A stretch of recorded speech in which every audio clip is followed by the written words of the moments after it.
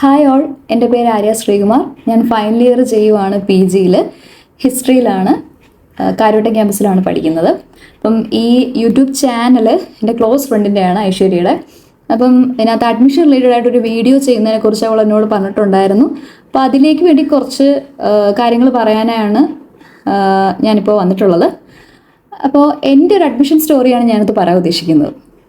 അതായത് ഞങ്ങൾക്ക് entrance exam നടന്നത് മെയ് ലാസ്റ്റ് വീക്കൊക്കെ ആണെന്നാണ് എനിക്ക് തോന്നുന്നത്. അപ്പോൾ അത് കഴിഞ്ഞ് ഏകദേശം ഒരു മാസം കഴിഞ്ഞപ്പോഴത്തേക്കും എൻ്റെ റിസൾട്ട് വന്നു, റാങ്ക് ലിസ്റ്റ് വന്നു. റാങ്ക് ലിസ്റ്റിൽ ഹിസ്റ്ററിയിൽ ഏതാണ്ടൊരു 392 പേരാന്ന് തോന്നുന്നു എഴുതിയത്. അതിൽ 24ാമത്തെ ആയിരുന്നു എൻ്റെ റാങ്ക് ആ എൻട്രൻസ് എക്സാമിൻ്റെ ബേസിസിൽ. അങ്ങനെ കുറച്ച് ദിവസം കഴിഞ്ഞപ്പോൾ മെമ്മോ വന്നു. മെമ്മോ മെയിലിലാണ് വരുന്നത്. മെയിലിൽ മെമ്മോ വന്നു. അപ്പോൾ അതിനകത്ത് ഈ പറഞ്ഞ ഇൻ്റർവ്യൂവിൻ്റെ സമയം, ഡേറ്റ് ഇതെല്ലാം കൊടുത്തിട്ടുണ്ട്. അങ്ങനെ മെമ്മോ വന്നതിൻ്റെ ഇതിൽ ഞാൻ ഇൻ്റർവ്യൂ അറ്റൻഡ് ചെയ്യാൻ പോയി. എനിക്ക് തോന്നുന്നു 11th ജൂലൈ ആണെന്ന് തോന്നുന്നു, കൃത്യമായിട്ട് ഞാൻ ഓർക്കുന്നില്ല. ഇൻ്റർവ്യൂ അറ്റൻഡ് ചെയ്യാൻ പോയി. അപ്പോൾ അവിടെ ഇരുന്ന കുറച്ച് കുട്ടികൾ നമ്മൾ അവിടെ വരുമ്പോൾ ഓരോരുത്തരെ പരിചയപ്പെടില്ല. അപ്പോൾ അവരിങ്ങനെ പറയുന്നുണ്ട് അവർക്കൊക്കെ കോൾ വന്നിട്ടുണ്ടായിരുന്നു. എന്നോട് കോൾ വന്നു എന്ന് ചോദിച്ചു. ശരിക്കും പറഞ്ഞാൽ എനിക്ക് കോളൊന്നും വന്നില്ലായിരുന്നു. അപ്പോഴെനിക്ക് മനസ്സിലായി, ഓക്കെ, കോൾ വരുന്നവർക്ക് അഡ്മിഷൻ ഉറപ്പായിട്ടാണ് അവർ വിളിക്കുന്നത്. അതായത് എന്തായാലും വരുമല്ലോ എന്ന് ഉറപ്പിക്കാൻ വേണ്ടി ചോദിക്കുന്നതാണ്. അപ്പോൾ എനിക്ക് കോൾ വന്നിട്ടില്ല. പിന്നെ പുറത്തിന് ഞാൻ ജനറൽ കാറ്റഗറി ആയിരുന്നു. അതുകൊണ്ട് എല്ലാവരും എന്നോട് പറഞ്ഞു ജനറൽ കാറ്റഗറി ആണെങ്കിൽ മിനിമം ഒരു 10ാമത്തെ റാങ്കെങ്കിലും എത്തണം, അല്ലാതെ കിട്ടത്തില്ല, ഇങ്ങനെയൊക്കെ പറഞ്ഞു ഡിസ്കറേജ് ചെയ്തു. അങ്ങനെ വന്നപ്പോൾ പിന്നെ ഞാൻ ഉറപ്പിച്ചു അഡ്മിഷൻ എന്തായാലും എനിക്കില്ല. എന്നാലും പിന്നെ ഇൻ്റർവ്യൂ അറ്റൻഡ് ചെയ്യാമെന്ന് പറഞ്ഞ് പോയി കുറച്ച് ഫ്രണ്ട്സിനെയൊക്കെ പരിചയപ്പെട്ടു. അങ്ങനെ ഞാൻ അവിടെ ആ ഒരു ഇൻ്റർവ്യൂവിന് വന്ന് പരിചയപ്പെട്ട ഫ്രണ്ടാണ് ഞാൻ ഇപ്പോൾ പറഞ്ഞ നിങ്ങളുടെ ഈ ചാനലിൻ്റെ എന്താ പറയുക, ഐശ്വര്യ. അങ്ങനെ ഞാൻ പരിചയപ്പെട്ട ഫ്രണ്ടാണ്. അപ്പോൾ ഐശ്വര്യയ്ക്ക് ആ ഫസ്റ്റ് ഡേയിൽ തന്നെ അഡ്മിഷൻ കിട്ടിയിട്ടുണ്ടായിരുന്നു. 24 പേര് ആ ഫസ്റ്റ് ഡേ നമ്മളെ ഇൻ്റർവ്യൂ നടത്തുന്ന ദിവസം തന്നെ 24 പേരെ എടുക്കും. 24 സീറ്റായിരുന്നു ഉണ്ടായിരുന്നത് ഹിസ്റ്ററിയിൽ. ഈ സീറ്റിൻ്റെ നമ്പർ പല ഡിപ്പാർട്ട്മെൻറ്റിൽ വ്യത്യാസമാണ്. ചില ഡിപ്പാർട്ട്മെൻറ്റിൽ 14 സീറ്റേ എടുക്കത്തുള്ളൂ, ചില ഡിപ്പാർട്ട്മെൻറ്റ് ചിലപ്പോൾ 20 ആയിരിക്കും, ചില ഡിപ്പാർട്ട്മെൻറ്റ് 24, ചിലയിടത്ത് 26, അങ്ങനെ വ്യത്യാസം. ഞങ്ങൾ ഹിസ്റ്ററിയിൽ 24 സീറ്റാണ് ഉണ്ടായിരുന്നത്. ആ 24 പേരെ അന്ന് തന്നെ എടുത്തു. അങ്ങനെ എനിക്ക് അഡ്മിഷൻ ഒന്നും കിട്ടിയില്ല. അങ്ങനെ വിഷമിച്ച് തന്നെ തിരിച്ചു പോന്നു. ഏകദേശം ഒരു എന്താ പറയുക, ഒരു 1 മന്തോളം ഞാനിങ്ങനെ പിന്നെ ഇത് നമ്മൾ ഈ അഡ്മിഷൻ എടുക്കാൻ പോയത്, അതായത് ഇൻ്റർവ്യൂവിന് പോയ ദിവസം കഴിഞ്ഞൊരു 2-3 ആഴ്ചയൊക്കെ നമ്മൾ പിന്നെ ഒന്ന് ഹോപ്പ് ചെയ്തിരുന്നു. ചിലപ്പോൾ ആരെങ്കിലും അവർ പോകുന്ന ഗ്യാപ്പിൽ ചിലപ്പോൾ നമ്മളെ വിളിക്കും. ഇപ്പോൾ ഒരു സീറ്റ് ഒഴിവ് വരുമ്പോൾ നമ്മളെ വിളിക്കും. അപ്പോൾ ആ ഒരു ഇതിൽ ഹോപ്പൊക്കെ ചെയ്തിരുന്നു. പിന്നെ ഹോപ്പൊക്കെ പോയി, വിളിച്ചില്ല. 1 ആഴ്ചയായി, 2 ആഴ്ചയായി, 3 ആഴ്ചയായി വിളിച്ചില്ല. പിന്നെ കംപ്ലീറ്റ് ഈ കാര്യമേ മറന്നു. അപ്പോൾ ഞാൻ അപ്പോഴേ അറിഞ്ഞിപ്പം. അപ്പോൾ ഐശ്വര്യയ്ക്ക് ഓൾറെഡി അഡ്മിഷൻ കിട്ടിയിട്ടുണ്ടായിരുന്നു. അപ്പോൾ ക്ലാസ്സൊക്കെ എനിക്കൊന്നപ്പോൾ സ്റ്റാർട്ട് ചെയ്തോളൂ, കുറച്ച് ഓൺലൈനായിട്ടെന്തോ. അങ്ങനെ അപ്പം ഐശ്വര്യ എന്നോട് പറഞ്ഞിട്ടുണ്ടായിരുന്നു, ഇപ്പം കുറച്ച് കുട്ടികൾ എനിക്ക് സെൻട്രൽ യൂണിവേഴ്സിറ്റിയിലൊക്കെ പോകുന്നുണ്ട്. അപ്പോൾ അങ്ങനെ വരുമ്പോഴത്തേക്കും ബാക്കിയുള്ളവരെ എടുക്കും, അപ്പം നിനക്ക് അഡ്മിഷൻ കിട്ടുമെന്നിങ്ങനെ പറഞ്ഞു. അപ്പോഴും ഞാൻ വിശ്വസിച്ചില്ല.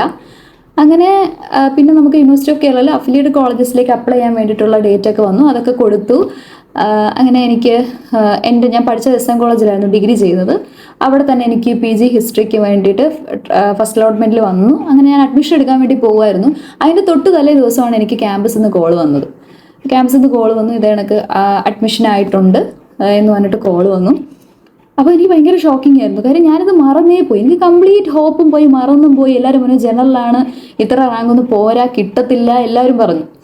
അങ്ങനെ ഞാനങ്ങനെ ഇതൊക്കെ മറന്നു പോയിരിക്കുമായിരുന്നു. പക്ഷെ എൻ്റെ ഫ്രണ്ട്സ് പറയുമായിരുന്നു കിട്ടുമെന്ന്. പക്ഷെ അപ്പോഴും ഞാൻ പിന്നെ ഞാൻ വിചാരിച്ചു അവർ നമ്മളെ വിഷമിപ്പിക്കാതിരിക്കാൻ വേണ്ടി പറയുന്നതായിരിക്കും എന്നൊക്കെ വിചാരിച്ചു. പിന്നെ അതും ഞാനങ്ങ് പിന്നെ ഹോപ്പൊക്കെ പോയല്ലോ. അപ്പോഴാണ് ഈ കോൾ വരുന്നത്. അപ്പോൾ എനിക്ക് ഭയങ്കര സന്തോഷം തോന്നി.